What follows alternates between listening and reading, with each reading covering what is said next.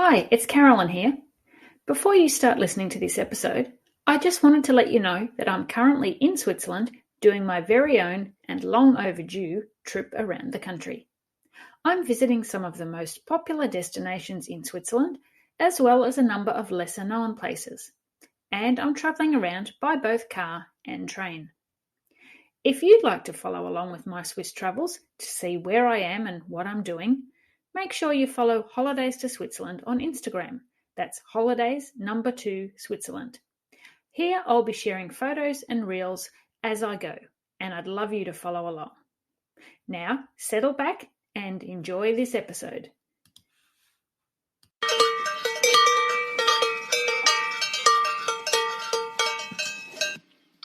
Welcome to the Holidays to Switzerland Travel Podcast. Your host is the founder of holidaysto-switzerland.com and the Switzerland Travel Planning Facebook group, Carolyn Schonnefinger. On this podcast, Carolyn will be joined by a variety of guests who share their knowledge and love of the country to help you plan your dream trip to Switzerland. Welcome to episode 27.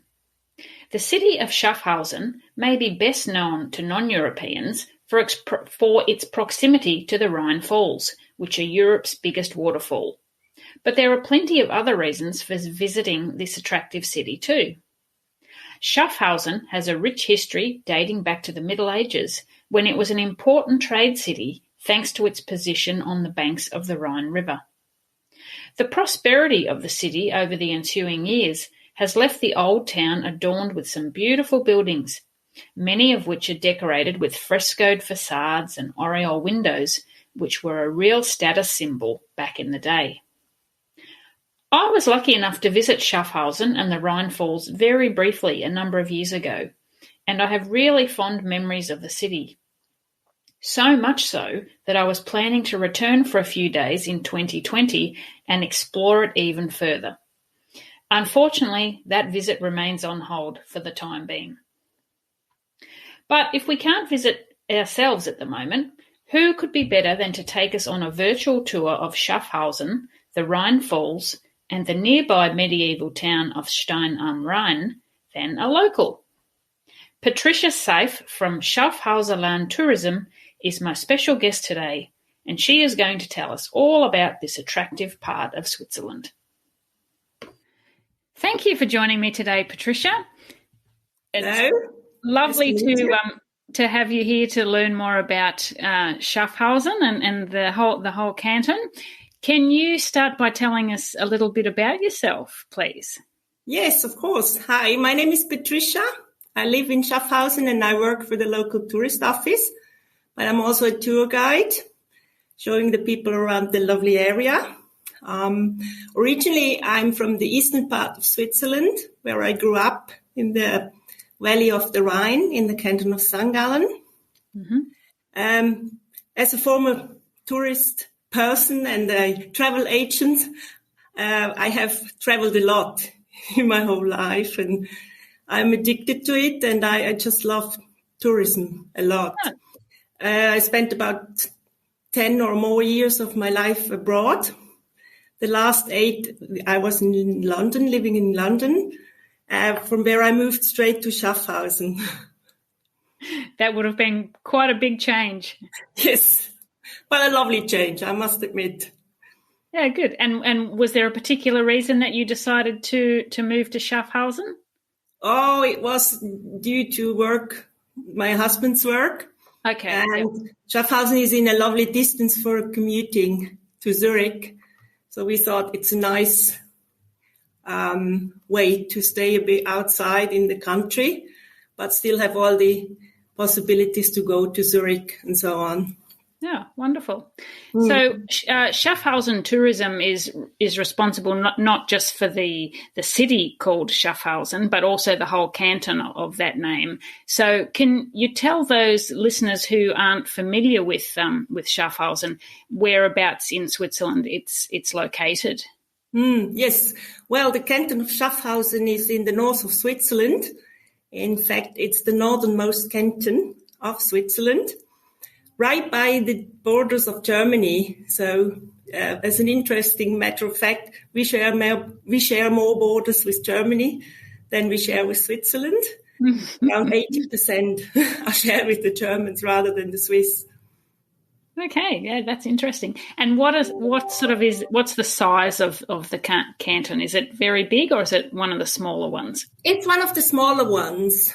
I would say the whole population of the canton is around 83,000 people, among which 37 live in the capital, which is also called Schaffhausen. Okay. And what are some of the other towns and villages that are, people might have heard of? Well, they're all much smaller, of course. The second largest would be Neuhausen at the Rhine Falls. Mm-hmm. Famous Rhine Falls we're talking about later, I guess. Sure, absolutely. And, of course, Stein am Rhein, the small, pretty jewel further up the river. Yeah, wonderful. Okay, so let's start with the city of Schaffhausen. Can you tell us a bit about the city and its history and some of its unique characteristics? Yes, of course. Well, Schaffhausen has a long history. It goes back a long time in history. In the year 1045, it was actually put into the rank of a city. And it was very important during the Middle Ages when the business on the river was important. Mm-hmm. So it became of great importance for business and trade. In those days, mainly salt, the business with the salt, which was shipped down from as far as Bavaria to Schaffhausen on the water. And then it was brought through town of Schaffhausen further down to after the Rhine Falls, where it then was shipped back into the boats, were brought back into the boats and continues its journey. And of course, this is shown everywhere in the town that we have a very long history with beautiful houses, beautiful architecture, and so on. Mm. And there's some, I remember I've only visited Schaffhausen for half a day, but I remember one of the things that stood out is those beautiful oriel windows. Yes. Yeah. So how many, there's like some sort of record there, the most number of oriel windows in Switzerland. Is that right? Yes, you're right. In fact, we are also called the City of Oriels. We have around 171 oriels, mainly in the old town. Mm-hmm. And as you could probably imagine, in those days, in the old days, it was a symbol of status. Such an oriel was very expensive. They're so-called balconies outside the facade. They actually extend your size of the house. The houses in those days were very small, so they could add some extra space with such an oriel.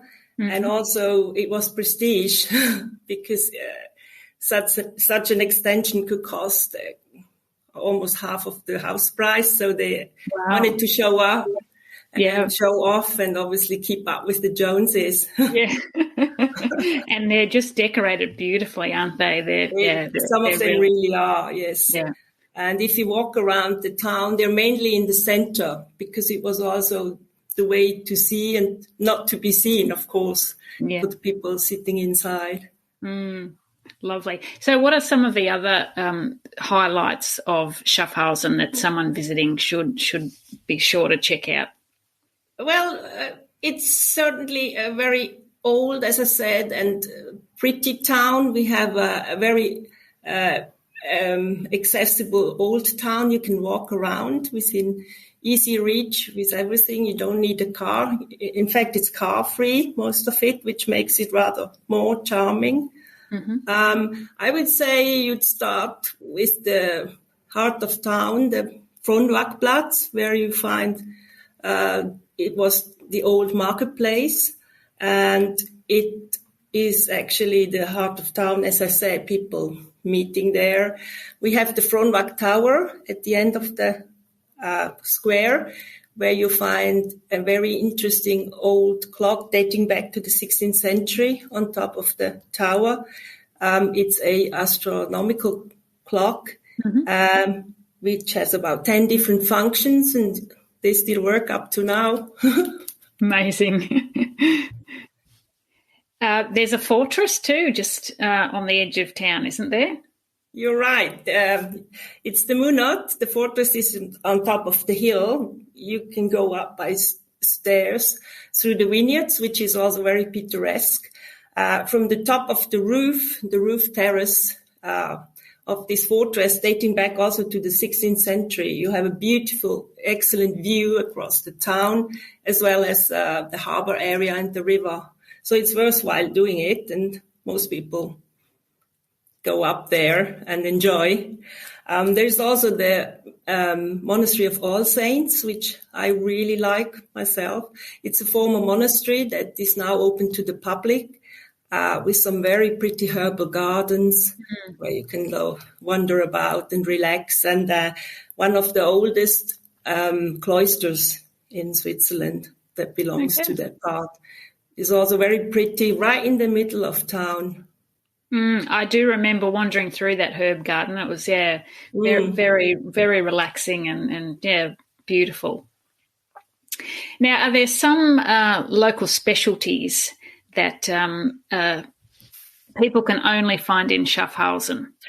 Well, probably the most known is the Bölletüne, which is a type of quiche made with lots of onions. Okay. Onions is what we call the Bölle in Schaffhausen German, or Schweizerdeutsch. Mm-hmm. Well, as I say, it's similar to a quiche. You can eat it hot or cold. You will get it in most of the restaurants or bakery shops. I personally also like fish. We eat a lot of fish here around the area. Some of it from the river, some of it from the Lake Constance area. We call it Fischknusperli, and it's very similar to what you would call the fish and chips. Okay. Fish and chips is a bit easier to pronounce.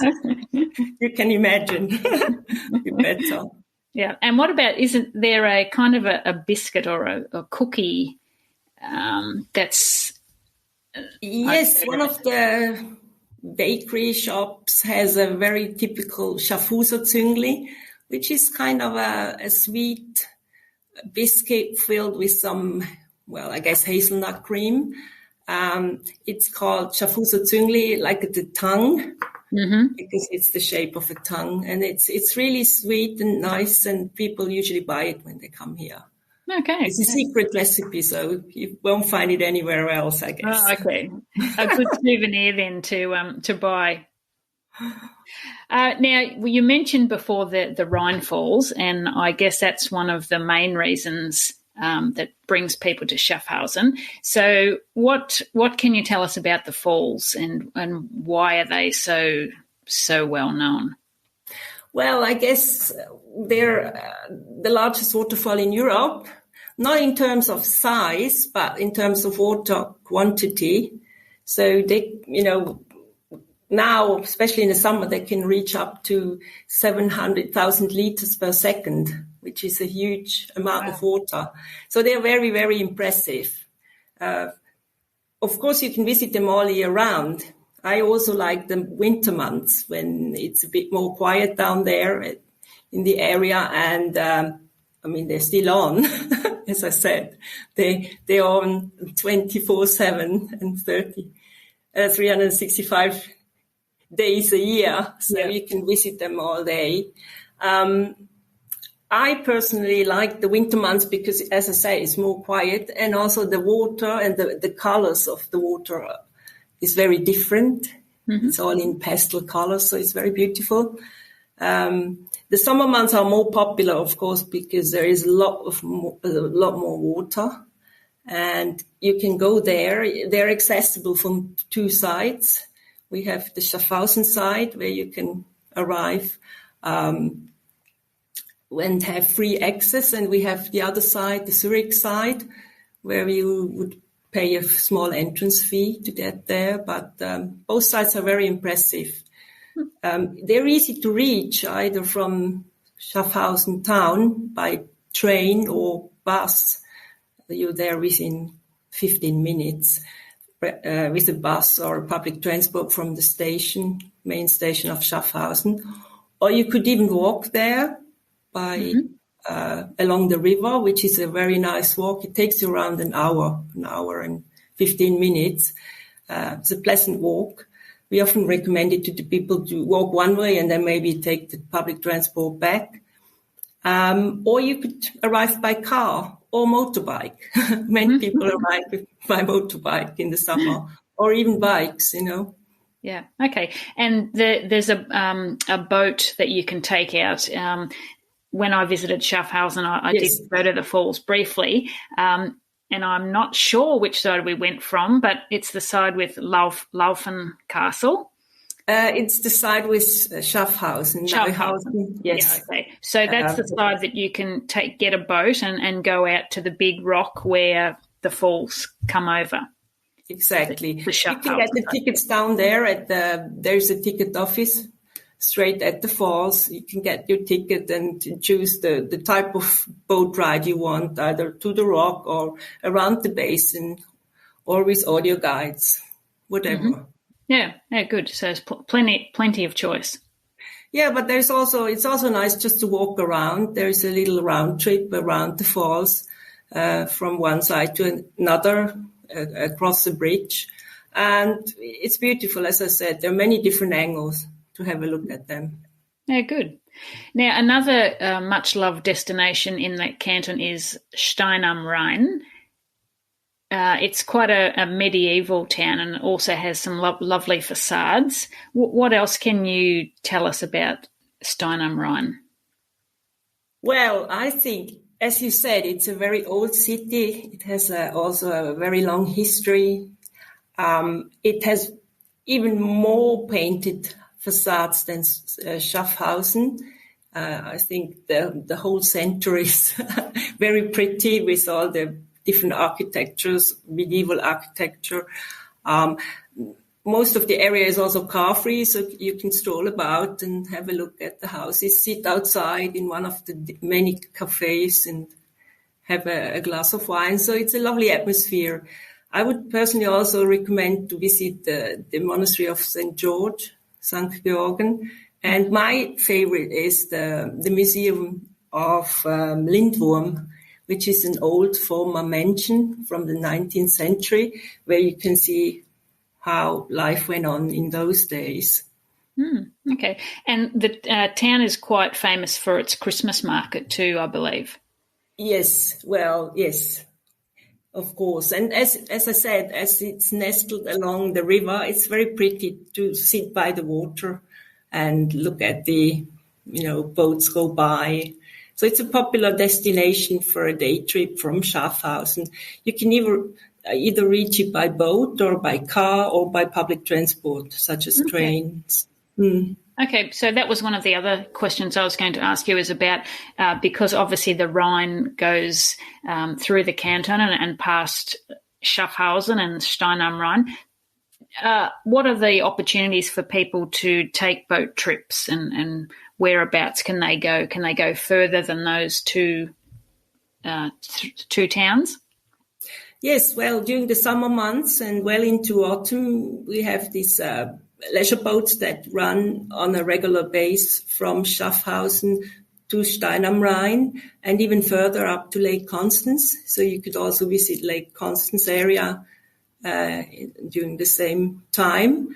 The boats operate, you just buy the tickets while you're on the boat or just before you get on it. And it's a lovely journey. To me, it's one of the best journeys along a river because it's very natural. There's hardly any settlements on the way. So it's pretty, very natural. You can also go by canoe if you like. It's a popular thing to use or to rent a canoe and then, paddle along the river or float down, which is nice. Yeah. Many people also go for a swim in the water. In the summer months, it's up to about 23 degrees, so it's also nice. Okay. It's recommended not to go further than Schaffhausen because, of course, the Rhine Falls. The same for the boats. We are often asked whether you can take a boat from Schaffhausen to the Rhine Falls. You can't. No. Just in case. Just in case you missed the last exit. Yeah. Now, you mentioned at the start that Schaffhausen is very easily accessible from Zurich. And I know a lot of people who are visiting Switzerland, that they might be staying in Zurich, and they do a day trip to Schaffhausen and the falls and Stein am Rhein. But why would you encourage them to stay longer rather than just do a day trip? Well, because there's a lot to see and to do. I mean, if you stay for a few days, you really get the feeling of the town and the area, which is nice. You get to know the people, very nice people. We are all very friendly and welcoming. And you can do day trips into the countryside, either by bike or walking. There are a lot of possibilities for little hikes around the area. So I'd say come and stay a few days, really. Okay. And you mentioned before about when you go up to the fortress that you can go through the vineyards. What sort of wine is grown there, and can people go somewhere and taste it? Yes, well, actually, the Schaffhausen area is famous for its red wine, a kind of Pinot Noir, as we call it. And in the country, in the little villages around Schaffhausen, in the canton of Schaffhausen, we have a lot of wineries that can also be visited, where you can also have some wine tasting, which is always very nice and very recommendable. Okay. And through your position at the tourist office, you mentioned that you're a tour guide. What sort of different tours are available to people when they come into the tourist office? Well, we can arrange some private tours for people who'd like to see the city. We have walks through the town. They're all mainly walking tours because, as I said, a lot of it is car-free, so it wouldn't make sense to drive. We also have themed tours, like going back to the Middle Ages, where where your tour guide is maybe a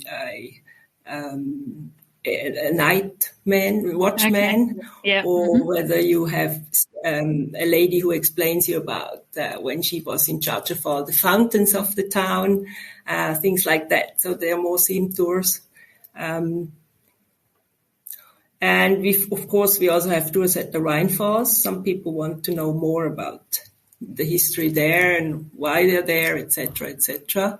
Mm-hmm. And do people need to book those tours in advance, or do some tours operate all the time during the summer months? Well, it's usually it's best to book it in advance if it's a private tour.